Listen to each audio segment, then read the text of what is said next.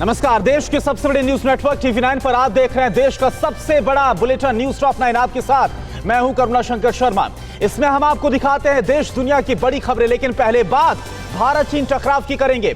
LAC तनाव के बीच Moscow में दोनों देशों के रक्षा मंत्रियों ने मुलाकात की है। SCO की बैठक में राजनाथ सिंह ने ड्रैगन को कैसे लगाई लताड़ और भारत रूस की कौन सी डील हुई है पक्की। भारत चीन तनाव की सबसे बड़ी खबरें इस वक्त की कौन सी हैं, न्यूज टॉप 9 LAC पर टक्कर में आप देखिए। LAC पर भारत चीन विवाद के बीच कल मॉस्को में रक्षा मंत्री राजनाथ सिंह और चीनी रक्षा मंत्री वेई फेंघे की मुलाकात हुई। इस दौरान दोनों देशों में शीर्ष स्तर के नेताओं की बातचीत की जो तस्वीरें सामने आई हैं वो बहुत कुछ कह रही हैं। राजनाथ सिंह ने अपने चिरपरिचित अंदाज में दो टूक कहा होगा कि LAC पर उकसाने वाली अपनी हरकतों से बाज आए। रक्षा मंत्री राजनाथ सिंह और चीन के रक्षा मंत्री वेई फेंघे के बीच 2 घंटे 20 मिनट की बातचीत हुई है। इस दौरान भारतीय प्रतिनिधिमंडल में रक्षा सचिव अजय कुमार और रूस में भारत के राजदूत DB वेंकटेश वर्मा भी मौजूद थे। राजनाथ ने पहले साफ कर दिया कि उनका चीन के रक्षा मंत्री से मिलने का कोई कार्यक्रम नहीं है, लेकिन चीन की गुजारिश के बाद ही मुलाकात हुई। मॉस्को में शंघाई सहयोग संगठन की बैठक में रक्षा मंत्री राजनाथ सिंह ने ड्रैगन को जमकर लताड़ लगाई। रक्षा मंत्री ने चीन का नाम लिए बगैर कहा कि शांतिपूर्ण, स्थिर और सुरक्षित SCO क्षेत्र के लिए जरूरी है। कुछ लोगों का पागलपन विनाश लाता है। जो दूसरा विश्व युद्ध हुआ था वो सनक का ही नतीजा था। राजनाथ का सीधा हमला वहां मौजूद चीन के रक्षा मंत्री पर था। भारत के कहने पर रूस सीमा पार आतंकवाद को बढ़ावा देने वाले पाकिस्तान को हथियारों की आपूर्ति नहीं करेगा। रूस के दौरे पर गए रक्षा मंत्री राजनाथ सिंह और रूसी रक्षा मंत्री जनरल सर्गेई शोइगु के बीच मॉस्को में हुई बैठक के दौरान ये प्रतिबद्धता रूस की तरफ से जताई गई। दोनों के बीच 1 घंटे तक हुई बैठक में रक्षा, सुरक्षा समेत दोनों देशों में सहयोग के व्यापक क्षेत्रों पर चर्चा की गई। रक्षा मंत्री राजनाथ के रूस दौरे के बीच दोनों देशों के बीच AK-47 203 असॉल्ट राइफल्स को लेकर डील पक्की हो गई है। AK-203 राइफल AK-47 राइफल का एडवांस वर्जन है। इसे पैदल सेना के लिए उपलब्ध सबसे ज्यादा आधुनिक हथियार माना जाता है। खबर है कि उत्तर प्रदेश में कोरव आयुध फैक्ट्री में ये बनाया जा सकेगा। LAC पर भारतीय सेना की तैयारियों का जायजा लेने के बाद आर्मी चीफ नरवणे ने कहा, LAC पर हालात नाजुक हैं, लेकिन जवानों का जोश पूरी तरह से हाई है। पैंगोंग में चीनी सेना को खदेड़ने की बात का जिक्र न करते हुए आर्मी चीफ ने कहा कि सुरक्षा के लिए जो जरूरी था सेना ने वो किया। हमारी सेना LAC पर पूरी तरह से तैयार है और हर हालात से निपटने में सक्षम है। आर्मी चीफ MM नरवणे ने 29 और 30 अगस्त को पैंगोंग झील के उत्तरी इलाके में चीनी जवानों को शिकस्त देने वाले जवानों को सम्मानित किया।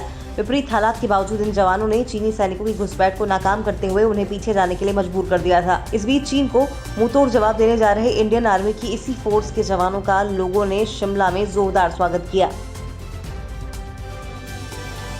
पूर्वी लद्दाख में जारी तनाव को कम करने के लिए भारत चीन के बीच सैन्य और कूटनीतिक बातचीत का सिलसिला चल रहा है।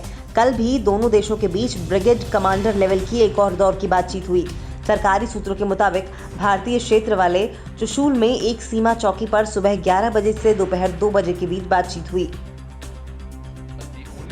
भारत चीन तनाव के बीच विदेश सचिव हर्षवर्धन श्रृंगला ने 2 टूक शब्दों में कहा है कि जब तक बॉर्डर एरिया में शांति नहीं होगी तब तक हमारे व्यापारिक संबंध सामान्य नहीं चल सकते। श्रृंगला ने कहा कि 1962 के बाद कभी ऐसे हालात नहीं हुए। भारत अपनी संप्रभुता और क्षेत्रीय अखंडता में कोई समझौता नहीं करेगा। भारत चीन के तनाव के बीच अमेरिका के राष्ट्रपति डोनाल्ड ट्रंप ने कहा है कि भारत ने चीन को करारा जवाब दिया। ट्रंप ने कहा, भारत की मदद के लिए मैं तैयार हूं। ड्रैगन ने फिर से दिखाई एटमी ताकत की धौंस। ड्रैगन से उसका कौन सा दोस्त कर रहा है दगाबाजी। भारत के खिलाफ चीन के लामबंदी की सभी खबरें आप देखिए न्यूज टॉप 9 चीन पाक साजिश में। भारत चीन तनाव के बीच अमेरिकी राष्ट्रपति डोनाल्ड ट्रंप ने एक बार फिर कहा है कि वो पूरी तरह से भारत की मदद के लिए तैयार हैं। ट्रंप ने कहा है कि PM मोदी मेरे एक मित्र हैं और वो बहुत अच्छा काम कर रहे हैं। ट्रंप ने कहा, भारत और चीन एक दूसरे के खिलाफ पहले से ज्यादा आक्रामक हैं। इसके साथ ही ट्रंप ने राष्ट्रपति चुनाव में भारतीय अमेरिकियों का समर्थन मिलने का भरोसा जताया। दुनिया भर में घिरे जिनपिंग ने एटमी ताकत की धौंस दिखाई है। चीन के नेशनल न्यूक्लियर कॉर्पोरेशन ने एक तस्वीर पोस्ट की है जिसमें दिखाया गया है कि फुआंग न्यूक्लियर पावर प्लांट की 5वीं इकाई में परमाणु ईंधन की लोडिंग शुरू कर दी गई है। चीन जब भी दबाव में होता है तो जिनपिंग दिखावे की कोशिश जरूर करते हैं। ऐसा एक बार फिर हुआ है। अपनी चालबाजियों से दुनिया भर में घिरे चीन ने एक और प्रोपेगेंडा वीडियो जारी किया है। इसमें चीन के कई JF-15 लड़ाकू विमान एक साथ विमान वाहक पोतक से उड़ान भरते हुए दिखाई दे रहे हैं। इस दौरान चीन ने अपने पायलटों के कठोर परिश्रम और उनके अभ्यास की बड़ी तारीफ की है और कहा है कि उनकी जांच करो। एलएसी पर भारत चीन तनाव के बीच चीनी सेना ने दक्षिण थिएटर कमांड ने नौसेना विमान रेजिमेंट की तैयारियों की तस्वीरें जारी की हैं। इसमें पीएलए ने 19 अगस्त को Y-8 विमान के ट्रेनिंग एक्सरसाइज को दिखाया है। ये एयरक्राफ्ट एंटी सबमरीन वॉरफेयर के गश्ती मिशन का हिस्सा है। एलएसी पर भारत और चीन की सेनाएं आमने सामने खड़ी हैं। इस बीच बंगाल की खाड़ी में भारत और रूस की नौसेना के बीच सैन्य युद्धाभ्यास इंद्र नेवी चल रहा है, जिससे कि चीन के होश उड़ गए हैं। नौसैनिक अभ्यास से दोनों देशों की नौसेनाओं के बीच आपसी विश्वास और सहयोग को बढ़ाने में मदद मिलेगी। कल से शुरू हुए अभ्यास का दूसरा और आखिरी दिन है। चीन से दोस्ती के दावे करने वाला पाकिस्तान अब पेइचिंग के दुश्मन ताइवान से संबंध बढ़ाने में जुट गया है। उसकी ये पोल एक तस्वीर से खुल गई। दरअसल पाकिस्तान के व्यापार अधिकारी सिद्रा हक ने 2 सितंबर को मिस्र की राजधानी काहिरा में स्थानीय ताइवानी ट्रेड सेंटर के दौरे की एक तस्वीर पोस्ट की थी, लेकिन बाद में ड्रैगन के डर के मारे इसे डिलीट कर दिया गया। चीन की मदद के लिए पाकिस्तान की नई चाल सामने आई है। खबर है जम्मू कश्मीर में पाकिस्तानी आतंकवादी एंटी चीन प्रोटेस्टर्स को निशाना बना सकते हैं। खुफिया सूत्रों के मुताबिक आईएसआई ने हिजबुल मुजाहिदीन को जम्मू कश्मीर में बीजेपी नेताओं पर हमले की जिम्मेदारी सौंपी है। पिछले दिनों घाटी में कई बीजेपी नेताओं पर हमला हो चुका है। श्रीलंका के तेलपोत एमटी न्यू डायमंड में लगी आग महज हादसा या साजिश? भारत और श्रीलंका इसकी पूरी तहकीकात करेंगे। इस युद्धपोत में 3 सितंबर को श्रीलंका के पूर्वी तट से 70 किलोमीटर दूर अचानक उसके इंजन में आग लग गई थी, जिसको बुझाने का काम भारतीय और रूसी जहाजों की सहायता से श्रीलंकाई नौसेना कल भी करती रही है। ये तेलपोत कुवैत से भारत आ रहा था। चीन की साजिश का शिकार हुए नेपाल में अब सियासी घमासान खुलकर सामने आने लगा है। ओली के अर्थ मंत्री युवराज खतिवाड़ा ने मंत्री पद से इस्तीफा दे दिया है। अब ये विभाग प्रधानमंत्री केपी शर्मा ओली के जिम्मे रहेगा। ओली के चीन का पिछलग्गू बनने का नेपाल में काफी विरोध हो रहा है। अब ये इस्तीफा वहां बड़े पैमाने पर उलटफेर का संकेत माना जा रहा है। ताइवान और चीन के बीच बढ़ती तनातनी से दुनिया में वर्ल्ड वॉर 3 शुरू होने की आशंका और ज्यादा बढ़ गई है। ताइवान में कल चीन के फाइटर जेट मार गिराए जाने की खबर आई, लेकिन थोड़ी देर के बाद दोनों देश इस खबर को खारिज करते नजर आए। अमेरिका ने चीन की घेराबंदी के लिए कौन सी बड़ी स्ट्रेटेजी को तैयार किया है? दुनिया में चीन को लेकर बढ़ते तनाव पर बड़ी खबरों के लिए आप देखिए news top 9 world war mode. South China sea में जारी चीन ताइवान टकराव के बीच ताइवान के चीनी सुखोई Su-35 को मार गिराए जाने की अटकलों ने पूरी दुनिया में हड़कंप मचा दिया है। जानकार इसे थर्ड वर्ल्ड वॉर का आगाज मानने लगे, लेकिन कुछ देर बाद ही ताइवान के रक्षा मंत्रालय ने बयान जारी कर चीनी फाइटर को मार गिराए जाने की खबर का खंडन किया। ताइवान की खंडन करने के बाद चीनी रक्षा मंत्रालय ने भी ताइवान की सीमा में अपने फाइटर जेट सुखोई 35 को मार गिराए जाने की खबरों को झूठा और भ्रामक बताया है। चीनी रक्षा मंत्रालय ने ट्वीट कर कहा है कि सोशल मीडिया में ऐसी खबरें जानबूझकर फैलाई जा रही हैं। चीनी वायुसेना कमान ने भी इस खबर को खारिज किया है। हालांकि मार गिराए गए वीडियो को लेकर सस्पेंस जारी है। चीन बीते महीनों में कई बार ताइवान की जल और वायु सीमा का उल्लंघन करते हुए धमकाने की कोशिश कर रहा था। गुरुवार को भी चीन का एक फाइटर जेट ताइवान की हवाई सीमा में घुसा था, लेकिन अब अमेरिका ने साफ कर दिया है कि दक्षिण चीन सागर में चीन की धमकियां काम नहीं करने वाली। अमेरिका सभी छोटे देशों के साथ खड़ा है और अब चीन की हिमाकत का हिसाब लिया जाएगा। साउथ चाइना सी में चीन के साथ बढ़ती तनातनी के बीच अमेरिका ने भी चीन को सबक सिखाने के लिए पूरी तैयारी कर ली है। अमेरिका ने चीन के खिलाफ अपनी खास 400 मिसाइलों को तैनात किया है। ये मिसाइलें वाशिंगटन से लेकर बीजिंग तक मार करने की क्षमता रखती हैं। अमेरिका ने 2 दिन पहले मिनटमैन 3 मिसाइल का टेस्ट किया था। एटमी मिसाइल मैन 3 को अमेरिकी सेना में शामिल किया गया। चीन को घेरने के लिए ताइवान के साथ मिलकर अमेरिका नई रणनीति बनाने में जुटा है। ताइवान के सहयोगी पलाऊ ने भी उनकी सीमा में अमेरिका को अपना सैन्य अड्डा बनाने का न्योता दिया है। चीन और ताइवान की सीमा से जुड़े पलाऊ सैन्य रणनीति के जरिए काफी अहम है। अमेरिकी रक्षा मंत्री पिछले हफ्ते पलाऊ की यात्रा पर गए थे। चीन और ताइवान के बीच गहराते युद्ध के खतरे से पूरी दुनिया में हड़कंप है। डिएगो गार्सिया बेस पर अमेरिकी बॉम्बर्स अलर्ट पर हैं। इस दौरान डिएगो गार्सिया में यूएस की B-2 बॉम्बर के लैंड कराने की तस्वीरें भी सामने आई। दुनिया को युद्ध की आग में झोंकने वाले चीन को लेकर एक बड़ा खुलासा हुआ है। अपने दुश्मन देशों की हर तैयारी और संसाधनों का जायजा लेने के लिए चीन अंतरिक्ष का इस्तेमाल कर रहा है। ये दावा एक अमेरिकी रिपोर्ट में किया गया। रिपोर्ट में कहा गया कि चीन इलेक्ट्रॉनिक युद्ध की क्षमता विकसित कर रहा है। अमेरिका और रूस के बीच तल्खी और बढ़ गई है। रूस ने दावा किया कि अंतर्राष्ट्रीय हवाई सीमा का उल्लंघन करते हुए अमेरिका के 2 बॉम्बर रूस के एयर स्पेस में घुसे। हालांकि इसे लेकर अमेरिका की ओर से कोई बयान नहीं आया। इससे पहले काला सागर के ऊपर उड़ान भर रहे अमेरिकी B-52 बॉम्बर को रूस ने खदेड़ा था। चीन के साथ लद्दाख में LAC पर तनाव के बीच कल रूस की मेजबानी में ब्रिक्स देशों के विदेश मंत्रियों का वीडियो कॉन्फ्रेंसिंग के जरिए बैठक की गई। भारतीय विदेश मंत्री एस जयशंकर ने कहा, आतंकवाद से लड़ाई, आर्थिक सहयोग, लोगों के बीच संवाद बढ़ाने को लेकर सहयोग बढ़ाने पर बात हुई। बैठक में रूस के अलावा ब्राजील, दक्षिण अफ्रीका के अलावा चीन भी शामिल हुआ। देश में कोरोना की रफ्तार लगातार काफी तेज होती जा रही है। 24 घंटे में रिकॉर्ड 87,000 से ज्यादा कोविड केस सामने आए। जम्मू कश्मीर में देश के 3 दुश्मन ढेर किए गए। पीएम मोदी ने स्वामी अड़गड़ानंद से बात की है और चीन से तनाव के बीच किस बॉर्डर से फिर से शुरू हुई आवाजाही, जेल में बंद लालू यादव की मुश्किलें कैसे बढ़ गई हैं, देश की सभी बड़ी खबरें इस वक्त की कौन सी है, न्यूज टॉप 9 राष्ट्र में आप देखिए।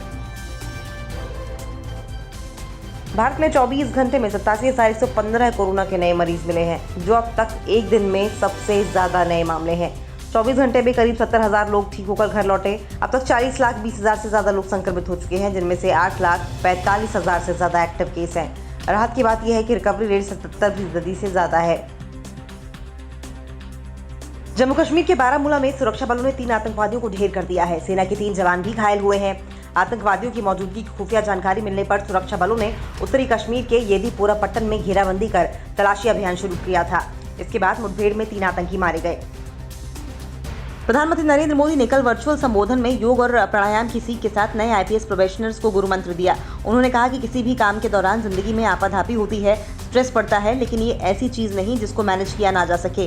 पासिंग आउट परेड के बाद देश को 8 महिला समेत 131 IPS मिले। पीएम मोदी ने वाराणसी के एपेक्स अस्पताल में भर्ती स्वामी अड़गड़ानंद जी से फोन पर बात की और उनकी तबियत के बारे में जानकारी ली। मिर्जापुर के सक्तेशगढ़ पीठ के महंत हैं स्वामी अड़गड़ानंद। कुछ दिन पहले तबियत खराब होने पर उन्हें वाराणसी के एपेक्स अस्पताल में भर्ती कराया गया था। चारा घोटाला में सजा काट रहे लालू यादव की लोगों से मिलने जुलने की आजादी पर सख्ती बढ़ा दी गई है। फिलहाल बीमारी की वजह से रांची के रिम्स अस्पताल के निदेशक के आवास में रह रहे लालू पर निगरानी के लिए 3 मजिस्ट्रेट की तैनाती की गई है। जेल मैनुअल का उल्लंघन कर लोगों से बेरोक-टोक मुलाकात को लेकर शिकायतें आने के बाद ये सख्ती की गई। कुख्यात बदमाश विकास दुबे के करीबी जय वाजपेयी के 3 भाइयों ने कोर्ट के सामने सरेंडर कर दिया है। बिकरू कांड में तीनों के खिलाफ गैंगस्टर एक्ट के तहत केस दर्ज हुआ था और गिरफ्तारी पर 25-25 हजार का इनाम घोषित किया गया था। मंगलवार को तीनों भाइयों के खिलाफ कुर्की की कार्रवाई शुरू हुई थी, जिसके डर से तीनों आरोपियों ने कोर्ट के सामने सरेंडर कर दिया। NIA ने पश्चिम बंगाल के मालदा से नकली करेंसी के तस्कर बांग्लादेशी नागरिक इनामुल हक को गिरफ्तार किया है। हक 2018 से फरार था, जिसकी गिरफ्तारी पर 45,000 का इनाम घोषित था। बांग्लादेश से अपने सहयोगियों के जरिए नकली करेंसी लाकर भारत में चलाता था। विशाखापट्टनम में केस दर्ज होने के बाद से फरार था इनामुल हक। आज शिक्षक दिवस है। पूर्व राष्ट्रपति डॉक्टर एस राधाकृष्णन के जन्मदिन को देश में शिक्षक दिवस के रूप में मनाया जाता है। इस मौके पर राष्ट्रपति रामनाथ कोविंद 27 शिक्षकों को उनके उत्कृष्ट योगदान के लिए नेशनल टीचर अवार्ड 2020 से सम्मानित करेंगे। कोविड-19 के चलते ये समाचार वर्चुअल हो रहा है। चीन के साथ तनाव के बीच भारत नेपाल बॉर्डर पर लोगों की आवाजाही फिर से शुरू हो गई है। हालांकि इस दौरान उनकी सघन चेकिंग की जा रही है। कोविड को देखते हुए मास्क लेकर भी सख्ती बरती जा रही है। बावजूद इसके दोनों देशों के लोग एक दूसरे के इलाके में आवाजाही खोले जाने से काफी खुश हैं। इधर ड्रग्स केस में अपने भाई शौविक और सुशांत के हाउस मैनेजर सैमुअल मिरांडा के कबूलनामे के बाद रिया चक्रवर्ती पर भी गिरफ्तारी की तलवार लटक रही है। सुशांत केस में मुंबई पुलिस और बॉलीवुड पर हल्ला बोलने वाली कंगना रनौत ने शिवसेना को चुनौती दे दी है कि उन्हें मुंबई आने से रोक सको तो रोक लो। बॉलीवुड की सबसे बड़ी मौत मिस्ट्री से जुड़ी इस वक्त की बड़ी खबरें कौन सी है, न्यूज टॉप 9 सुशांत मौत मिस्ट्री में आप देखिए। ड्रग्स केस में रिया चक्रवर्ती को आज नारकोटिक्स कंट्रोल ब्यूरो पूछताछ के लिए बुला सकती है। जांच में अब तक मिले सबूतों के आधार पर रिया को एनसीबी जल्द गिरफ्तार भी कर सकती है। रिया की कई व्हाट्सएप चैट में ड्रग्स कनेक्शन की बात सामने आई है। 2 दिन पहले सामने आए नए व्हाट्सएप चैट में वो शौविक के साथ ड्रग्स को लेकर बातचीत कर रही थी। एनसीबी के सूत्रों के मुताबिक रिया चक्रवर्ती किसी भी ड्रग डीलर के सीधे संपर्क में नहीं थी। वो अपने भाई शौविक चक्रवर्ती और सुशांत के हाउस मैनेजर सैमुअल मिरांडा के जरिए सुशांत के लिए ड्रग्स मंगवाती थी। शौविक 4 से 5 ड्रग डीलर्स के संपर्क में था। ड्रग्स सप्लाई करने वाले मिरांडा और शौविक के कहने पर ड्रग्स लाते थे। सुशांत सिंह राजपूत के केस से जुड़े ड्रग्स मामले में रिया चक्रवर्ती के भाई शौविक चक्रवर्ती और सुशांत के हाउस मैनेजर रहे सैमुअल मिरांडा को नारकोटिक्स कंट्रोल ब्यूरो ने कल गिरफ्तार कर लिया। आज दोनों को मुंबई की अदालत में पेश किया जाएगा। व्हाट्सएप चैट में दोनों के ड्रग्स के लेन देन में शामिल होने की बात सामने आई थी। ड्रग्स केस में गिरफ्तार रिया के भाई शौविक ड्रग पेडलर जैद के संपर्क में था। जैद ने भी पूछताछ में शौविक का नाम लिया था। जैद से शौविक और सैमुअल मिरांडा ड्रग्स मंगवाते थे। शौविक की जैद के साथ व्हाट्सएप चैट से खुलासा हुआ है कि वो ड्रग्स की मांग करता रहता था। एनसीबी की पूछताछ में भी शौविक ने कहा कि वो रिया के कहने पर सुशांत के लिए कई बार ड्रग्स मंगवा चुका है।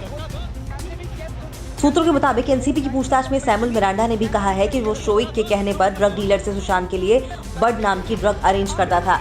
कोर्ट से रिमांड में लेकर एनसीबी मिरांडा और शौविक को आमने सामने बिठाकर पूछताछ करने की तैयारी कर रही है। दोनों को सारी चैट दिखाई जाएगी। साथ में एनसीबी जब्त इलेक्ट्रॉनिक एविडेंस को भी खंगाल रही है। ड्रग्स केस में नारकोटिक्स कंट्रोल ब्यूरो सुशांत के घर के हर स्टाफ से ड्रग्स के खेल के तह तक जाने की कोशिश कर रही है।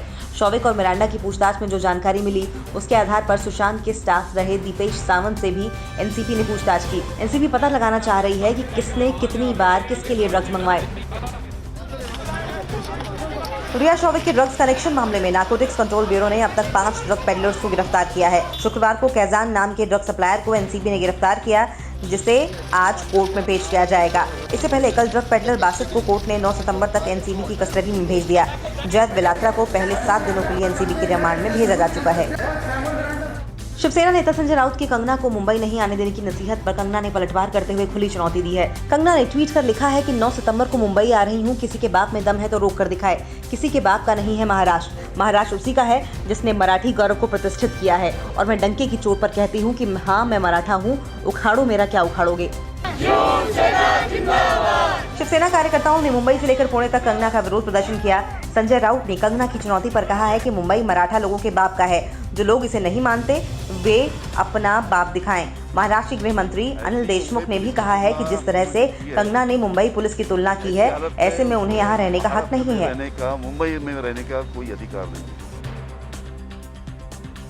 दिल्ली में 67 दिन के बाद कोरोना के मामले में एक बार फिर से इजाफा हुआ। महाराष्ट्र में कोरोना ने एक बार फिर से रिकॉर्ड बना लिया है। स्कूलों को लेकर क्या है दिल्ली सरकार का नया फैसला? आईफोन का हर्जाना कैसे जान पर भारी पड़ गया? मुंबई में कोरोना ने ली कितनी जानें? दिल्ली मुंबई से जुड़ी इस वक्त की बड़ी खबरें कौन सी हैं? न्यूज़ टॉप 9 दिल्ली मुंबई में आप देखिए। दिल्ली में कोरोना वायरस की रफ्तार फिर बढ़ने लगी। पिछले 24 घंटे में 3000 नए केस आए हैं, जो 68 दिन बाद एक दिन में आए सबसे ज्यादा केस हैं। इससे पहले 27 जून को 2948 केस आए थे। इनको मिलाकर राजधानी में कोरोना मरीजों की संख्या 1,85,000 के पार पहुंच गई है, जिनमें अब तक 4513 लोगों की मौत हो चुकी है। दिल्ली के मालवीय नगर से नामी लैब के नाम पर फर्जी कोरोना रिपोर्ट बनाने वाले गैंग का पर्दाफाश हुआ है। पुलिस ने गैंग चलाने वाले डॉक्टर और उसके सहयोगी को गिरफ्तार कर लिया है। आरोपी डॉक्टर कुश पराशर नामी लैब के नाम पर लोगों को फर्जी कोरोना रिपोर्ट दे रहा था। गैंग अब तक 75 से ज्यादा लोगों को फर्जी कोरोना रिपोर्ट दे चुका है। कोरोना महामारी को देखते हुए दिल्ली सरकार ने 30 सितंबर तक सभी स्कूलों को बंद रखने का फैसला किया है। सरकार ने 30 सितंबर तक ऑनलाइन पढ़ाई जारी रखने के लिए कहा है। 21 सितंबर के बाद 9वीं से 12वीं तक के छात्रों को अभिभावकों की लिखित मंजूरी के बाद शिक्षकों से मिलने की अनुमति दी गई है, बशर्ते छात्र का घर कंटेनमेंट जोन में न हो।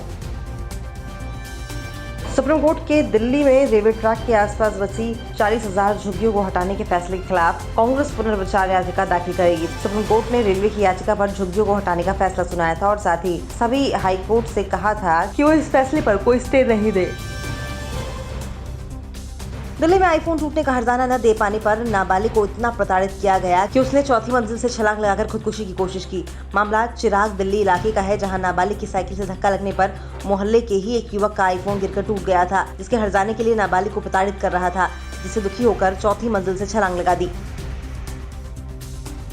मुंबई में पिछले 24 घंटे में कोरोना के 2000 नए केस सामने आए हैं, जिसमें 35 लोगों की मौत हुई है। इनको मिलाकर मुंबई में कोरोना मरीजों की संख्या 1,52,000 से ज्यादा हो गई है। वहीं महाराष्ट्र में पिछले 24 घंटे में 19,218 नए केस सामने आए हैं, जो अब तक एक दिन में आए सबसे ज्यादा केस हैं, जिसमें 378 लोगों की मौत हुई है।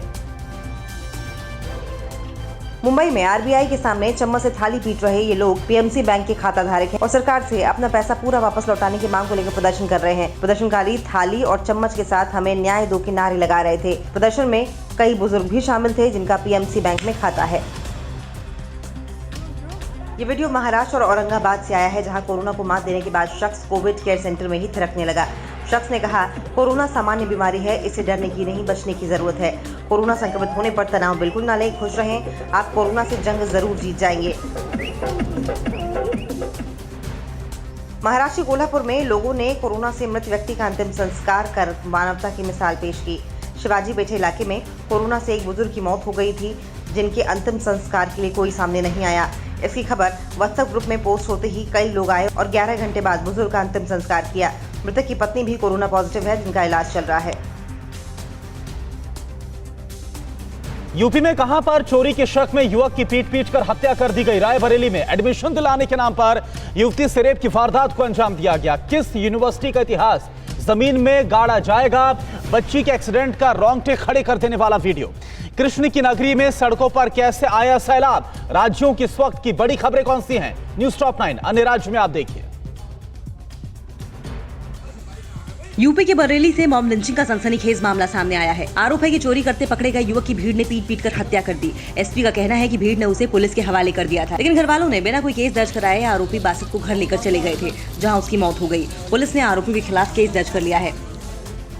यूपी के रायबरेली से युवती के साथ रेप का मामला सामने आया है, जहां साथ में पढ़ने वाले युवक ने युवती को कॉलेज में एडमिशन के बहाने घर से बुलाकर ले गया और फिर स्कूल में ले जाकर रात भर रेप किया और सुबह युवती का हाथ पैर बांधकर फरार हो गया।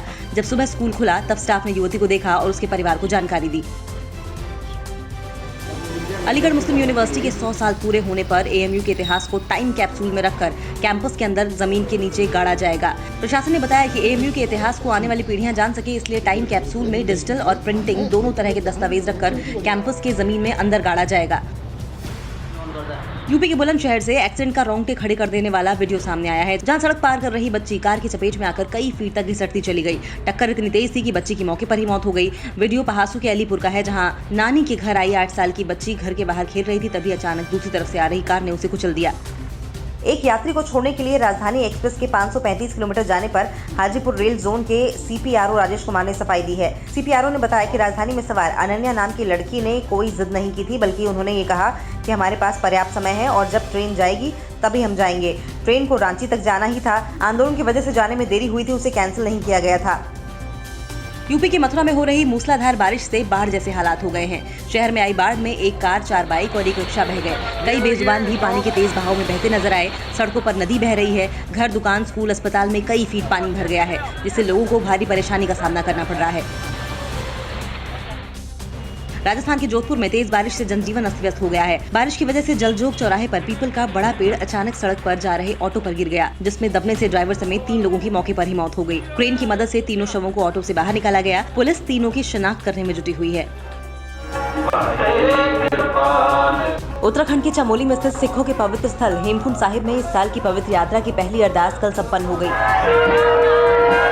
कोरोना महामारी की वजह से 100 श्रद्धालुओं को ही हर दिन हेमकुंड साहिब जाने की इजाजत मिली है, इसलिए पहली अरदास में सिर्फ 127 श्रद्धालु ही हिस्सा ले पाए। कोरोना की वजह से इस साल हेमकुंड साहिब के पट 3 महीने बाद खुले हैं। कोरोना महामारी के बीच जयपुर से मानवता की मिसाल पेश करती तस्वीर सामने आई है, जहां लोग शहर में कई जगह भूखे बेजुबानों को खाना खिला रहे हैं। स्थानीय लोगों ने बताया कि शहर में मंदिरों के आसपास ये बेजुबान रहते थे, लेकिन कोरोना की वजह से सभी धार्मिक स्थल बंद हैं, जिससे इनके सामने खाने का संकट पैदा हो गया था। न्यूज़ टॉप 9 रोज सुबह 7 बजे और शाम 7 बजे सिर्फ TV9 भारतवर्ष पर।